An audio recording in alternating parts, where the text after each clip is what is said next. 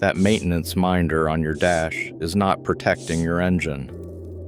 I pull dipsticks every week out of Jeeps, still reading 40% oil life, and the oil is already past specification, with iron content at levels that predict bearing failure. You will never see that on a dashboard. Meanwhile, your coolant is turning acidic, quietly eating aluminum from the inside. These are the maintenance myths Jeep owners still believe, and they are killing engines slowly, one ignored fluid at a time. Starting with the one you trust the most.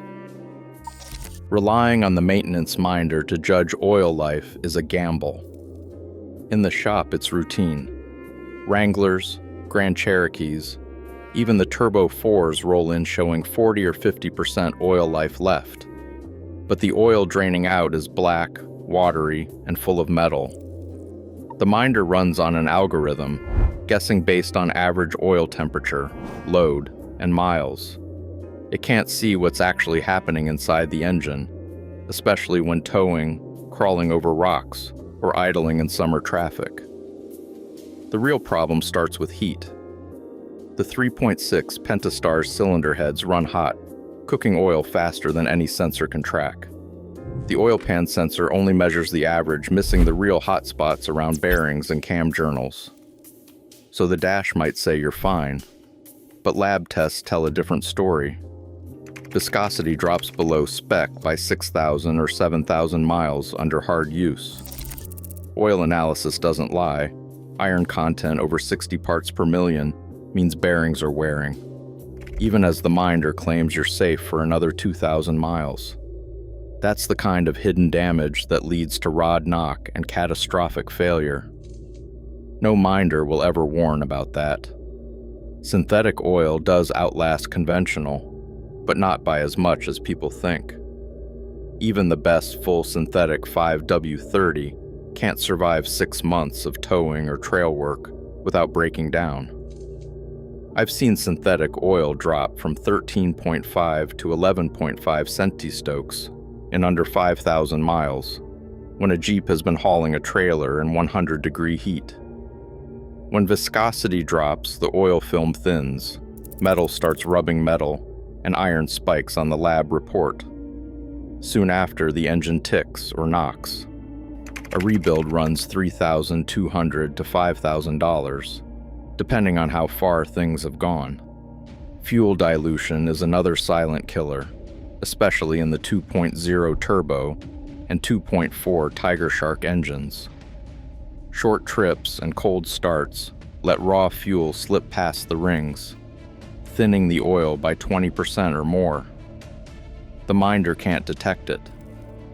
Oil level might rise on the dipstick, but actual protection is dropping fast. More than one engine has failed from timing chain or bearing seizure because the oil turned to soup before the minder ever chimed in. Even with the right oil and filter, I've seen collapsed filter media or stuck bypass valves. Unfiltered oil, loaded with soot and metal, recirculates and grinds away at cam lobes. The dash stays silent until there is noise or lost pressure. If you want a Jeep to last past 150,000 miles, don't trust the minder. Change oil every 5,000 miles if you tow, hit trails, or drive in heat. Use a high-flow OEM spec filter. Send oil for lab analysis. Viscosity under 12 centistokes, base number under 8, or iron over 60 parts per million are real warnings. The dash can't see them, but I can, and I have seen the aftermath 100 times. Pay a little now, or a lot later. Coolant does not last forever, no matter what the bottle says. The myth is that you can leave it alone for a decade, or top off with whatever is handy, and the system will be fine. That belief is a shortcut to a 4-figure repair bill. I have pulled water pumps from Jeeps, where the impeller is so corroded you can snap the blades off with your fingers. The reservoir looks like muddy soup, and the head gasket is on its last legs. Owners are shocked when the shop estimate lands between $2,400 and $3,800, just for what started as a $150 flush that never happened. Here's what actually goes on inside the cooling system. Modern Jeeps use aluminum heads and radiators. The only thing standing between that metal and a slow death is the chemistry of the coolant. When the coolant ages past its service life, or gets mixed, HOAT with OAT, or even a few ounces of the wrong stuff, it forms a gel. That sludge clogs passages and coats the pump. At the same time, the pH drops. Once it falls below neutral, the coolant turns acidic, and the aluminum starts to pit. I have seen pumps with black flakes floating in the coolant, and heads with deep craters along the gasket line. That is not just wear, it is chemical decay. Electrolysis is another killer. When coolant gets conductive, stray voltage from a bad ground can pit the radiator and heater core from the inside out. I use a voltmeter at the reservoir. If I see more than 300 millivolts, I know the system is acting like a battery. That means the next symptom is usually a leaking core or a pump that sounds like gravel in a blender. The biggest mistake is thinking all coolants are the same. HOAT and OAT are not interchangeable. Mix them and the inhibitors crash out as a sludge. I have drained systems where the owner topped off with a universal green or orange fluid, and the result was a thick, sticky mess that plugged the heater and ate the pump seals. The invoice for that is never under $1,400, and it climbs fast if the head gasket gets involved. Service bulletins for Jeeps built between 2007 and 2014 call for a flush every 5 years, or 100,000 miles for HOAT, and every 10 years, or 150,000 miles for OAT. But that is only if the system stays clean and uncontaminated. If you see the coolant turning cloudy, or the reservoir color starts to fade, do not wait. A simple pH test strip should read above 7.5. If it is lower, the corrosion has already begun. Conductance. Above 250 microsiemens per centimeter is another red flag. At that point, a flush and refill is cheap insurance. Stop leak products are another trap. They strip away the protective film inside the system and turn minor leaks into major failures. I have seen pumps gummed up with orange sludge after a can of stop leak, and the fix is always a full teardown. I keep photos in the shop. One of a healthy, clear reservoir, one of a murky brown bottle, and one of a pump impeller eaten to half its size. The difference is a $150 flush versus a $3,000 rebuild. Ignore coolant. Chemistry, and you are gambling with the most expensive parts of your Jeep. Flush on time, use the exact Mopar fluid for your year, and never mix types. That is how you keep aluminum heads and pumps out of the scrap bin. People think the air filter is just there to keep out leaves and bugs, so they ignore it until the dash light comes on. I hear it all the time. If the filter minder is not lit, it is fine. That is not how it works. The filter minder is a blunt tool. It only trips when the restriction is way past what is healthy for the engine. By the time that lamp finally blinks, the filter is already choking airflow, and the damage is done. A plugged air filter does not just hurt performance. It quietly eats away at your fuel economy and lets carbon build up where you cannot see it. I have measured throttle body deposits after 5,000 miles with a clogged filter.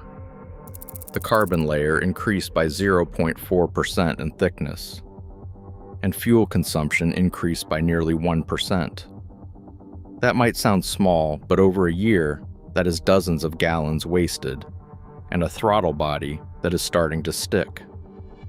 The engine computer tries to compensate, but you end up with a rough idle and sluggish throttle. Eventually, you will see the check engine light for air-fuel ratio codes. I have had Wranglers come in running rough, and the fix was a $15 air filter swap and a quick cleaning, problem solved. But leave it long enough, and you are looking at a full carbon cleanout, which is not cheap. Forget the old hold it up to the light trick. Modern filters are dense by design.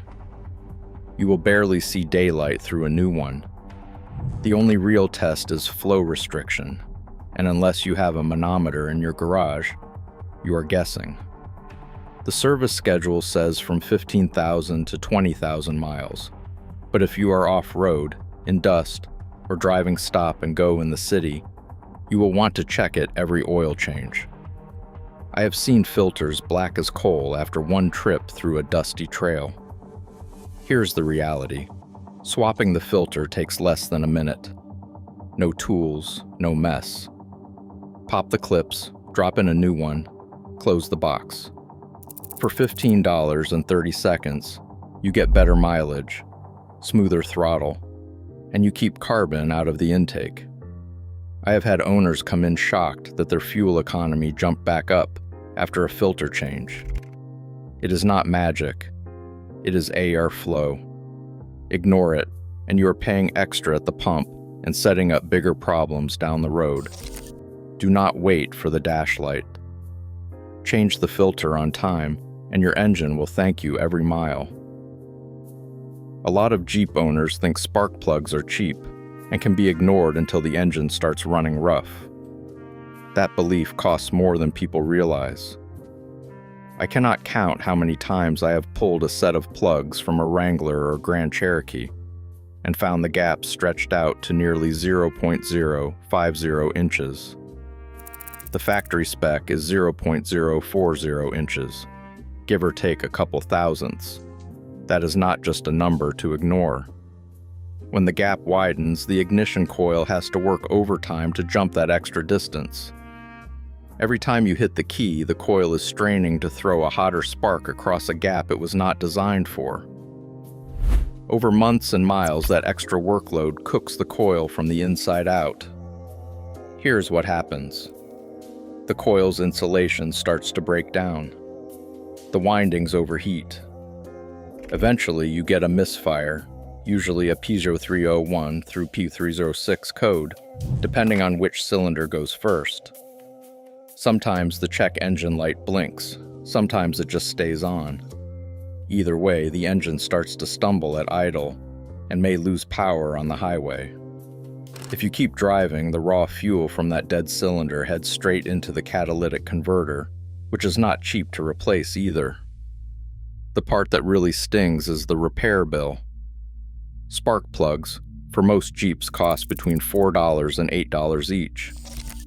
Even on a V6, you are looking at $40 for a full set.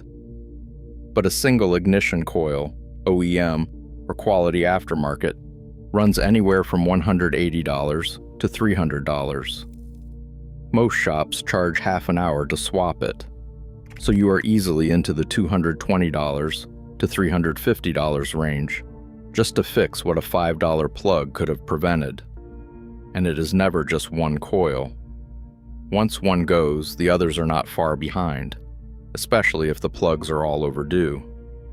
I have seen owners gamble on stretching plug intervals, thinking modern plugs last forever. That is not how it works on these engines. The electrode wears, the gap grows, and the coil pays the price. The worst cases are when someone installs the wrong plug or does not check the gap out of the box. Pre-gap does not always mean correct, especially after shipping. I keep a gap tool handy and set every plug to 0.040 inches, no exceptions. A quick twist of the wrist, a shot of anti-seize on the threads, and torque to spec. Done in minutes. That is the difference between a Jeep that runs smooth for 150,000 miles and one that eats coils every year. If you want to avoid misfires, dead coils, and catalytic converter damage, replace your plugs on time. Use the exact spec, check the gap, and do not skip the basics.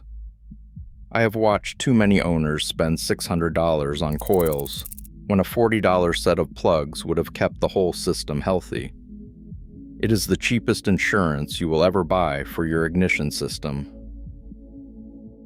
Lifetime transmission fluid is a sales pitch, not a maintenance plan. I hear it every week. Owners think they will never need to touch the automatic transmission fluid because the manual says it is sealed for life. But I have a shelf full of burnt transmission filters and a stack of invoices that tell a different story. The truth is, no fluid lasts forever, especially not in a Jeep that tows, crawls, or sees real heat. Inside the transmission, that fluid does more than just lubricate. It cools the clutch packs and keeps the friction modifiers in balance. Over time, heat breaks down those additives. The fluid darkens, friction drops, and the clutch packs start to glaze. Once that happens, the transmission begins to slip. I have seen it happen as early as 80,000 miles, especially on rigs that have never had a fluid change. By 100,000 miles, the odds of slipping or harsh shifts jump. At 120,000 miles, you are rolling the dice every time you put it in gear. Lab tests from ZF, the company that builds most Jeep automatics, show the anti-wear package in the fluid drops by 40% after 70,000 miles. Oxidation kicks in, viscosity climbs, and the fluid loses its grip. That is when the clutch plates start to burn. I have torn down transmissions where the fluid came out black and smelled like burnt toast, and every friction disc inside was glazed like a donut. The repair bill ranges from $3,800 to $5,200, depending on how much metal is in the pan and whether the valve body survived. It is not just a theory. AAA's research on real-world fleets shows nearly a 2% slip event rate per 10,000 miles when the fluid is never changed, compared to less than 0.5% when it is serviced at 60,000 miles. I have watched owners get towed in with a Jeep full of camping gear, only to find out their lifetime fluid cooked the transmission halfway through a road trip. The dash does not warn you, and by the time you feel the slip, the damage is already done. If you use your Jeep for towing, off-roading, or even just daily traffic, treat 60,000 miles as your real service interval. Fresh fluid keeps the clutch packs alive, protects the valve body, and saves you thousands. Ignore the marketing. I have seen too many good rigs sidelined by a $200 fluid change that never happened. Most Jeep owners think the differential fluid is a lifetime fill. It isn't. I have opened up axles where the oil looked like chocolate milk, water mixed in, loaded with metal flakes. That is not just ugly, it is a sign the gears have been grinding themselves to pieces. Off-road use, water crossings, even heavy rain can push water past the seals. Once it is in there, the fluid turns milky and loses its ability to protect the ring and pinion. Every time you drive, the gears are chewing themselves up in an abrasive slurry. I have drained differentials at 35,000 miles and found the bottom of the case covered in silver sludge. Run that fluid past 30,000 miles, and you will see scoring on the gear faces, deep grooves you can catch with a fingernail. That is not normal wear. That is what happens when owners skip the change and let water and metal build up. The damage does not stop at the gears. Bearings start to pit, and soon you will hear a whine or feel a vibration at speed. By then, it is too late to save anything with a fluid swap. The worst I have seen is a Wrangler that tried to ford a creek, never changed the fluid after, and came in 6 months later with a howling rear end. The oil was thick, brown, and full of glitter. The ring and pinion were so scored, they looked sandblasted. That rebuild ran just under $2,000. Parts, labor, new seals, the works. I see $900 to $2,400 in repair bills all the time for this exact reason. A simple $70 fluid change at 30,000 miles would have prevented every bit of it. If the fluid you drain looks like chocolate milk, or you spot metal flakes on the magnet, you are already in the danger zone. The factory says 30,000 miles for a reason. Ignore it, and you are gambling with the most expensive gears in your Jeep. Change the fluid on time, every time, especially if you go off-road or cross water. That is the only way to keep those axles alive past 150,000 miles.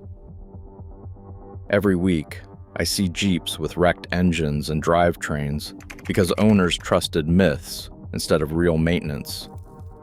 Right now, a $40 fluid change or an $8 spark plug can save you thousands if you act before the damage shows up.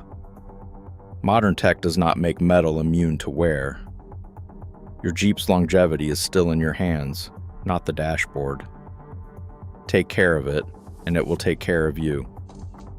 Drop your questions below.